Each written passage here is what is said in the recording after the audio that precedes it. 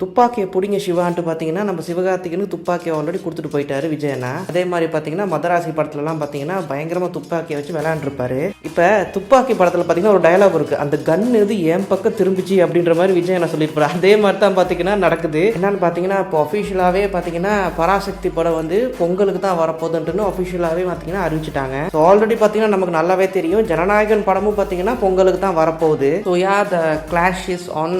So definitely பொங்கலுக்கு 2 படம் வரப்போகுது நமக்கு. அதாவது தளபதி விட்டு படமும் எஸ்கே விட்டு படமும். பராசக்திக்கு பார்த்தீங்கன்னா பயங்கர எக்ஸ்பெக்டேஷன் இருக்குது. ஏன்னா சூரரை போற்று படத்துக்கு அப்புறம் வர்ற அடுத்த படம். அது மட்டும் இல்லாமல் ஜெயம் ரவி வில்லனா நடிக்கிறாரு. அதுவும் ஃபர்ஸ்ட் டைம் அவர் வந்து ஒரு நெகட்டிவ் ரோல் ப்ளே பண்ணுறாரு. அதர்வா இருக்காங்க, ஸ்ரீலீலா, இந்த மாதிரி ஒரு பெரிய காஸ்ட் அண்ட் க்ரூ. அதுக்கப்புறம் பார்த்தீங்கன்னா ரீசெண்டாக டீசர் மாதிரி ஒன்று விட்டுருந்தாங்க. அதுவும் பார்த்தீங்கன்னா சிவகார்த்திகேயன் ஆக்டிங்கே பார்த்தீங்கன்னா ஆக்டிங் ஸ்டைலே பார்த்தீங்கன்னா கொஞ்சம் யூனிக்காக டிஃப்ரெண்ட்டாக இருக்குது. அதே மாதிரி ஜனநாயகன் சொல்லவே தேவையில்ல, ஒன் லாஸ்ட் ரைட். ஸோ ஒரு இன்ட்ரெஸ்டிங்கான பொங்கல் வந்து நம்மளுக்கு காத்துக்கிட்டு இருக்கு 2026.